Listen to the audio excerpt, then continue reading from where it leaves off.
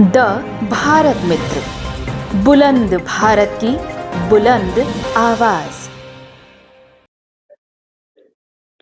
जोहार, नमस्कार। देख रहे हैं आप द भारत मित्र, आपके साथ मैं आरती सिंह।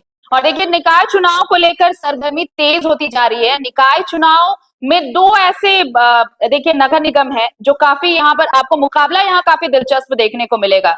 क्योंकि राजधानी रांची तो है ही, लेकिन इसके अलावा जो सबसे ज्यादा हॉट टॉपिक है वो धनबाद है। धनबाद नगर निगम में मेयर पद की दावेदारी बहुत ही दिलचस्प होती जा रही है।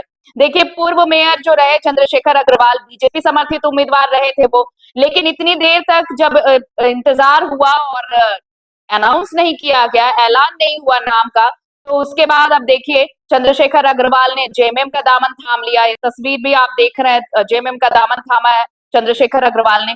लेकिन मजेदार किस्सा तो यहाँ पर ये है कि जेएमएम के साथ वो चले तो गए, लेकिन जेएमएम ने नीलम मिश्रा को अपना उम्मीदवार बना दिया है। और दूसरी तरफ बीजेपी खेमे की बात करिए तो बीजेपी खेमे से अब देखिए ढुल्लू महतो की पत्नी ने नामांकन पर्चा खरीद लिया है। लेकिन अभी तक दावेदारी में कौन कौन चल रहे थे, आपको पता है कि सबसे ज्यादा जो रेस में सबसे आगे हैं वो पूर्व विधायक संजीव सिंह का नाम चल रहा था। लेकिन पूर्व विधायक संजीव सिंह नाम तो उनका है रेस में, लेकिन अब ढुल्लू महतो की पत्नी ने भी दावेदारी पेश कर दी है। तो यहाँ पर क्या होगा, समीकरण कितना बदला है धनबाद नगर निगम चुनाव में, खासकर मेयर पद को लेकर। इन्हीं सब चीजों पर बातचीत के लिए हमारे साथ सहयोगी जुड़ रहे हैं। सिथुन मोदक हमारे साथ जुड़ रहे हैं और गोविंद भी जुड़ रहे हैं धनबाद से। सबसे पहले सिथुन के पास चलते हैं। सिथुन, चंद्रशेखर अग्रवाल इंतजार करते रह गए, जेएमएम का दामन भी थाम लिया, लेकिन जेएमएम ने नीलम मिश्रा को उम्मीदवार उनका समर्थन किया है। तो यहाँ पर भी वो फिट नहीं हो पाए। उन्हें लगता है कि इंतजार उन्हें 1 साल और शायद इस बार 1 साल नहीं 5 साल और इंतजार करना पड़ेगा। सिथुन जी, बिल्कुल। धनबाद में नगर निकाय का चुनाव जो है वो काफ़ी सरगर्मी भरा हुआ है और यहाँ पे जैसे-जैसे दिन पार हो रहे हैं, वैसे-वैसे जो है यहाँ पे जो है राजनीति जो है उथल-पुथल देखने को मिल रहा है। क्योंकि कल ही जो है दुमका में बीजेपी के कद्दावर नेता कहे जाते थे चंद्रशेखर अग्रवाल, उन्होंने पहले दिन ही जो है नामांकन मेयर पद के लिए नामांकन किए। उसके बाद जो है बीजेपी के तरफ से जो है उनको कहीं न कहीं इग्नोर किया गया, जिसके बाद जो है उन्होंने दुमका में जाकर जेएमएम ज्वाइन कर लिया। हालाँकि बीजेपी जो है वो धनबाद से कल ही घोषणा किया है झारखंड के प्रदेश अध्यक्ष आदित्य साहू के द्वारा, जिसका नाम है संजीव अग्रवाल। वो अब जो है वो चुनाव मैदान में उतर चुके हैं, क्योंकि बीजेपी उनको पूरी तरह से समर्थन दिया है। हालांकि जैसे ही जिसका नीलम मिश्रा का जैसे नाम आ रही है, नीलम मिश्रा चूंकि लगातार जो है वो हर एक क्षेत्र में जो है घूम कर जो है लोगों के पास जाकर ढिंढोरा पीटने का काम किया था कि इस बार जो है मेयर पद के लिए चुनाव लड़ेंगे, और पूरी तरह से मजबूती के साथ जो है उन्होंने मैदान पर उतरे थे। जेएमएम ने उनको समर्थन भी किया, लेकिन अब जैसे ही चंद्रशेखर अग्रवाल जेएमएम ज्वाइन किया, उसके बाद यहाँ पर जो है आपने गाना तो सुना होगा, तेरा क्या होगा वादा। हालांकि इन दोनों में जो है काफी यहाँ पे जो है राजनीति जो सरगर्मी है वो जो है एक अलग देखने को मिल रही है। हालांकि अब ये देखना है कि जो गठबंधन की जो सरकार है, चाहे वो जेएमएम हो, कांग्रेस हो, और भी उनके जो सर्वदलीय जो गठबंधन के जो लोग हैं, उनको किनको समर्थन करेंगे अब ये तो देखने वाली बात है। लेकिन जिस तरह से यहाँ पे धनबाद में जो राजनीति, जो यहाँ का समीकरण जो देखने को मिल रहा है, अब पार्टी भी जो है संकोच कर रही है कि आखिर समर्थन करे तो किसको करे।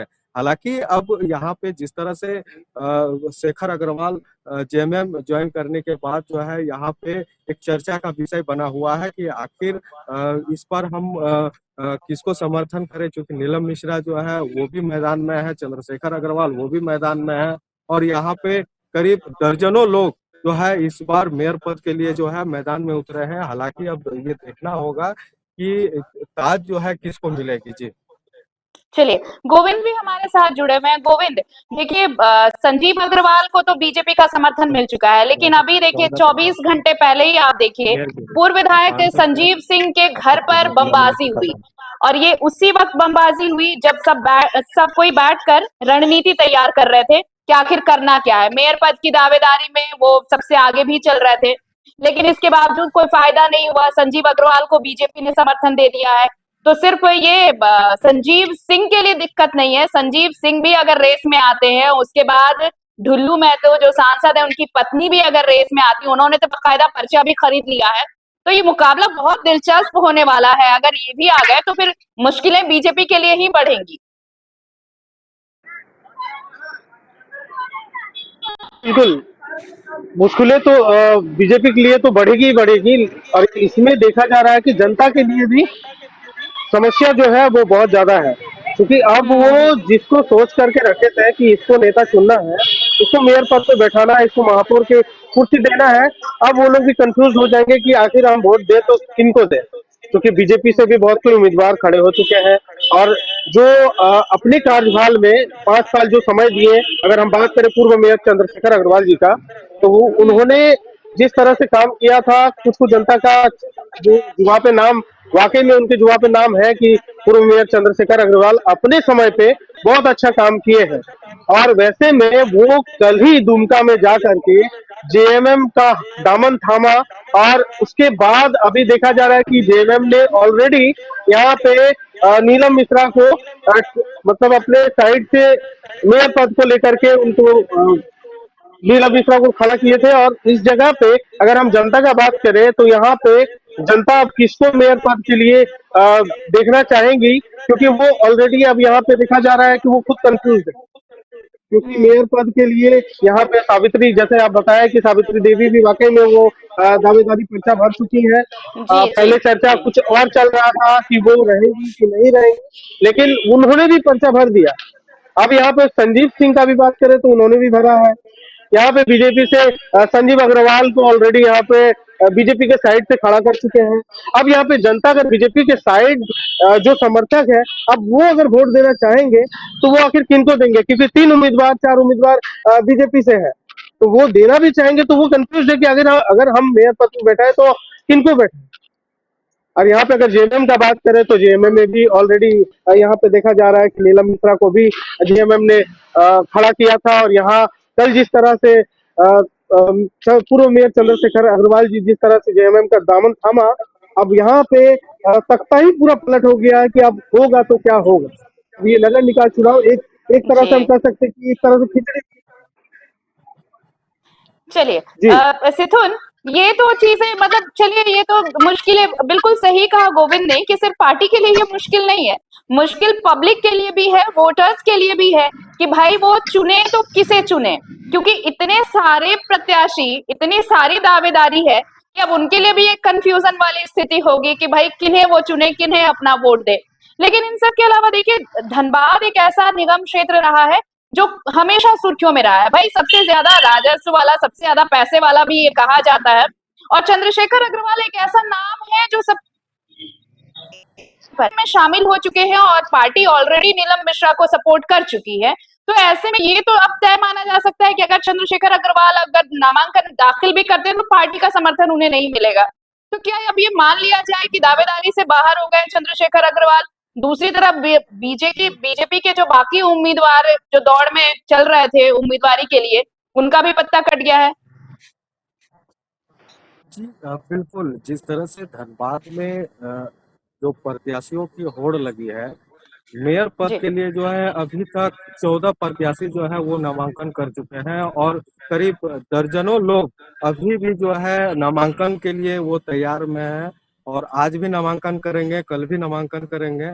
लेकिन जिस तरह से यहाँ पे मेयर पद के लिए जो होड़ लगी है, अब पब्लिक जो है अब उनको एक कह सकते हैं कि कंफ्यूजन में है कि वोट करे तो करे किसको, क्योंकि यहाँ पे मैदान में नीलम मिश्रा भी है, यहाँ पे चंद्रशेखर अग्रवाल, चूंकि यहाँ पे पिछले 5 साल में जो है उन्होंने कई यहाँ पे धनबाद में जो है विकास का काम किया। लेकिन यहाँ पे जो मुद्दा है, जो यहाँ की जनता की जो मुद्दा है, उसको लेकर जो है अब पब्लिक अब ये डिसाइड करेगी कि आखिर वोट करे तो किसको करे, क्योंकि यहाँ पे जिस तरह से सब अपने अपने दावे कर रहे हैं कि यहाँ पे हम सड़कें बना देंगे, रोड बना देंगे, यहाँ पे जो विकास का काम होता है वो हम पूरा करेंगे। लेकिन शेखर अग्रवाल ये कह रहे हैं कि 5 साल जो पिछले 5 साल में जब हमने जो काम किया है, जी धनबाद जी को कई सारी जो है सौगातें दी है, चाहे वो 8 लेन हो या फिर यहाँ पर ओवर ब्रिज हो, वो तमाम चीजें जो है यहाँ पे बनाने का उन्होंने काम किया है। तो अब ये जनता को तय करनी होगी कि वोट किसे करें। जी। चलिए, एक आखिरी सवाल गोविंद के पास भी चलते हैं। गोविंद, अभी सिथुन बता रहे थे, मुद्दों पर बात हो रहे थे। अगर हम कोयलांचल के मुद्दे देखें, खासकर धनबाद नगर निगम में मुद्दों को देखें, तो क्या वैसे मुद्दे हैं जिनको स्पेसिफाई करेगी वहां की पब्लिक, और उन मुद्दों के लिए कौन बेहतर चेहरा साबित हो सकता है, उसके लिए वोट करेगी? कौन कौन से ऐसे मुद्दे नजर आ रहे हैं फिलहाल? क्योंकि लंबे वक्त के बाद इंतजार हो रहा था और बहुत लंबे वक्त बाद निकाय चुनाव का ऐलान हुआ, तो मुद्दे कौन से ऐसे बड़े हैं जिसके लिए कौन सा उम्मीदवार मुफेद होगा और उसके लिए वोटिंग होगी? जी देखिए, अगर मुद्दा की बात करें तो ऐसे हम बहुत जगह पे वार्ड वाइज गए और लोगों से बातचीत जब की, उनका मुद्दा सिर्फ अगर देखा जा रहा था कि जिस तरह से लंबित था निकाय चुनाव को लेकर के, तो वहां पे हर एक जनता के पास सिर्फ एक ही मुद्दा है कि पानी और यहाँ जो हम लोग का कचरा जो साफ सफाई है, उस चीज को लेकर के वो लोग त्रस्त है। क्योंकि जिस तरह से 7 साल 5 साल अगर लंबित हो जाता है, कोई पद पे नहीं रहते हैं, तो उनका गार्जियन ही मतलब एक तरह से सोचे कि नहीं है, तो उनको देख रेख करने के लिए जनता के पास कोई पहुंचता भी नहीं था। अगर उनका मुद्दा सिर्फ और सिर्फ अगर कई भी वार्ड पे अगर जाए तो पानी का सुविधा बहुत ज्यादा वहां पे व्यवस्था नहीं है। अगर किसी के पास अगर पाइपलाइन पहुंचा हुआ है तो वहां पे पानी का सुविधा नहीं पहुंचा है। अगर किसी के पास पाइपलाइन का सुविधा ऑलरेडी जा चुका है घर तक, तो वहां पानी नहीं पहुंच पा रहा है। इस तरह से हर एक मुद्दा को, अगर जनता का हर एक मुद्दा का जो समस्या है वो अगर समाधान कर देते हैं तो वो लोग वोट देने के लिए रेडी है। वो लोग एक ही चीज मांग कर रहे हैं कि अगर हम लोग का जितना भी समस्या जिस तरह वार्ड वाइज है, कचरा हो चाहे स्ट्रीट लाइट हो, स्ट्रीट लाइट लगा तो दिया गया है लेकिन 5-7 सालों से उस जगह पे अभी जल नहीं रहा है, ऐसा भी मुद्दा सामने आ रहा है।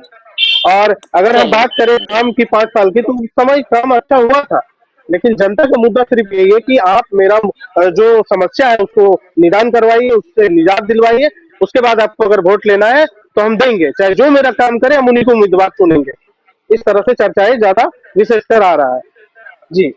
चलिए, तो अब मुद्दे जो हैं, मुद्दों पर कौन प्रत्याशी खरा उतर पाता है, कौन पब्लिक के लिए काम करेगा, ये तो वक्त बताएगा। लेकिन अभी जो सबसे बड़ा कंफ्यूजन है वहां पर, वो ये कि आखिर कौन किस पार्टी से वाकई मेयर पद का दावेदार होगा। और सबसे बड़ी बात ये है कि इस कंफ्यूजन ने, पार्टियों के कंफ्यूजन ने पब्लिक को भी कंफ्यूज कर रखा है। लेकिन देखिए, कोई भी जो भी चुनकर आता है वो पब्लिक के लिए कितना सही होगा, जनता की समस्याओं को कितना समझता है, कितना उनके लिए आता है, सबसे बड़ी बात होगी और इसके लिए इंतजार करना होगा। फिलहाल कौन कौन और चेहरे सामने आते हैं और कौन कौन मेयर पद की दावेदारी में शामिल होते हैं। बहुत बहुत शुक्रिया हमारे साथ जुड़ने के लिए सिथुन आपका, और गोविंद आपका भी बहुत शुक्रिया।